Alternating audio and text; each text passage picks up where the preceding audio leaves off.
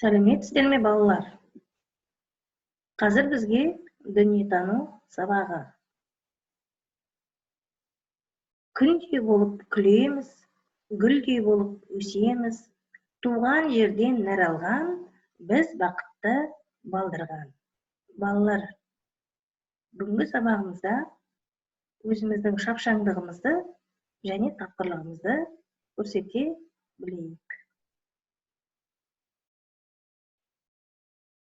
Балалар, мына атаулар, мына сандар, мына айлардың атауы, мына суреттер нені білдіреді балалар? Дұрыс айтасыңдар. Мереке атаулары. Біздің елімізде қандай мерекелер атап өтіледі?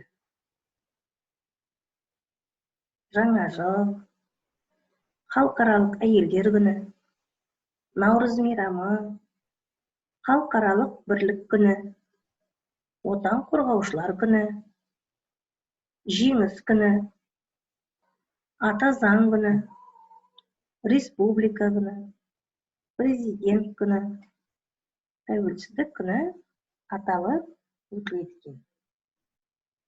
Мереке күндері адамдар немен айналысады деп ойлайсыңдар?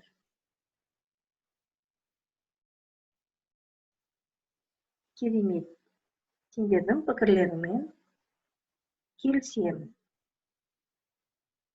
Мереке сөзін естігенде есіңе не түсетінін ойлап көр. Түстер, дыбыстар, сезімдер мен көңіл күйлер. Біздер мереке болады дегенде қандай сезімде боламыз, қандай көңіл күйде боламыз? Біздер не істейміз? Безендіреміз, түрлі түсті шарларды ілеміз. Солай емес пе балалар? Сонымен балалар, бүгінгі сабағымыздың тақырыбы Қазақстан халықтарының мейрамдары. Бүгінгі сабағымыздың оқу мақсаты зерттеулер негізінде Қазақстан халықтарының ұлттық мерекелерін шығармашылық түрде ұсыну. Осы дүниетану сабағында сен Қазақстан халықтарының мейрамдары туралы білетін боласың. Сонымен қатар елімізде аталып өтілетін мейрамдардың мерекелену жағдайын оқып үйренесің.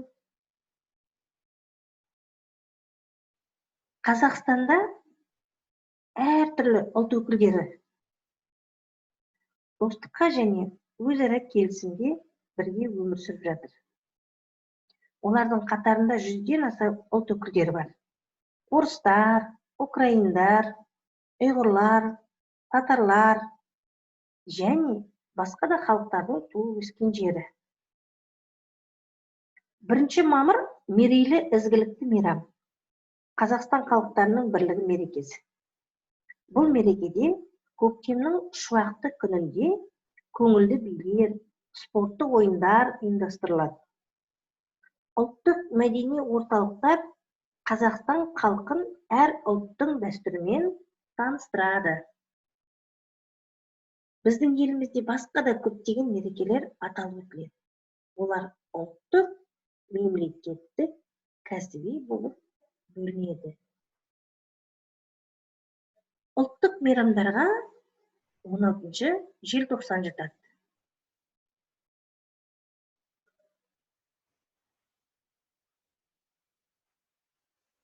Ал кәсіби мерекелерге дәрігерлер күні, мұғалімдер күні, құрылысшылар күні жатады екен.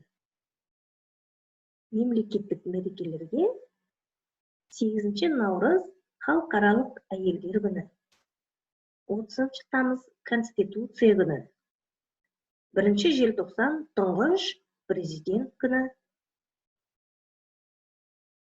22 наурыз мерекесі атады екен.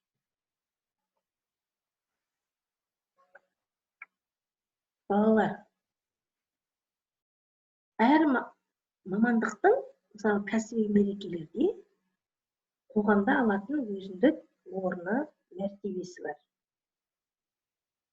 Мәртебелі мамандықтардың бірі құрылысшы мамандығы екендігін баршамызға белгілі. Құрылысшы адамзат өркениетінің бастауында тұрған мамандық. Ал балалар, білесіңдер ме?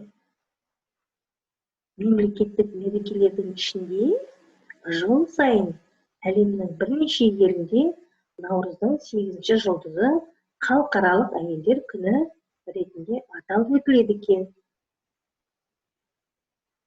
Ал 1994 жылдан бері қалыптасқан дүниежүзілік мұғалімдер күні аталып өтіледі екен.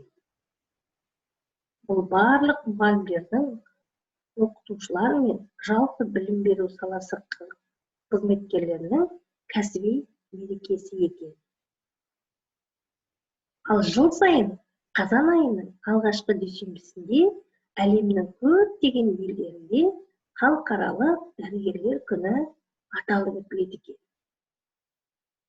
Ең бірінші балалар, біздің өзіміздің ұлттық мейрамымыз бұл Қазақстан Республикасының тәуелсіздік күні екен. Тарихы тереңде жатқан елдің жаңа заманда өз алдына қайта егеменді ел болған күн екен. Балалар.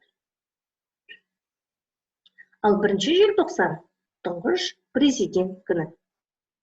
1991 жылға 1 желтоқсанда бүкіл халықтық сайлау нәтижесінде еліміз өзінің тұңғыш президентін сайлады.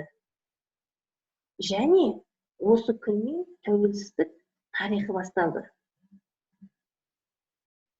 Ең керемет мейрам бұл ежелгі заманнан қалыптасқан жыл бастау мейрамы, бұл Наурыз мейрамы. Қазіргі күнтізбе бойынша Наурыздың 22-сі күні күн мен түннің теңесу кезіне келеді. 2009 жылдың 30 қыркүйегінде Наурыз мейрамын адамзаттың материалдық емес, мәдени мұрат тізіміне кіргізген екен. Қазақстанда Наурыз мейрамы 21, 22, 23 наурыз аралығында аталып өтіледі екен. Сонымен қатар балалар, Қазақстан халықтарының мәдениетінде діннің алатын орны ерекше. Әлемде көптеген діндер бар. Біздің елімізде тарихи, мәдени дәстүрі бар негізгі дінге ислам діні жатады. Осыған орай еліміздегі діни мерекелердің бірі ретінде Құрбан айт, ораза айт аталып өтеді. Балалар, егер де бүгінгі тақырыбымызды меңгерген болса, олай болса мен сіздерге мынандай тапсырма бергім келеді. Қай мейрамды ерекше жақсы көретініңді және не үшін жақсы көретініңді жаз. Екінші тапсырма, сөйлемді толықтырып жаз. Біздің республикамызда мынандай халықтар тұрады. Біздің елімізде тіл мемлекеттік тіл болып табылады. Қазақстанда тұратын әртүрлі ұлт өкілдері қарым-қатынас жасайды.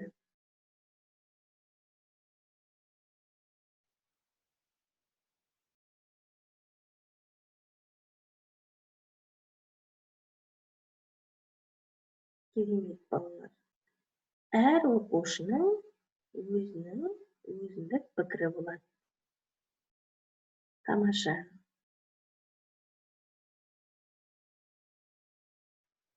Балалар, біздер берілген тапсырманы орындап болса, бүгінгі сабақ ұнады ма? Бүгінгі сабақта не қызықты болды? Немесе не қиындық келтірді?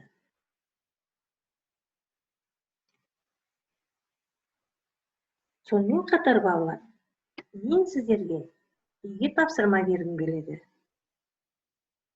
Қазақстандағы ұлт өкілдерінің атауын кім көп біледі? Олар туралы не білесіңдер? Қазақстан халықтары тату отбасы деген сөзді қалай түсінесің?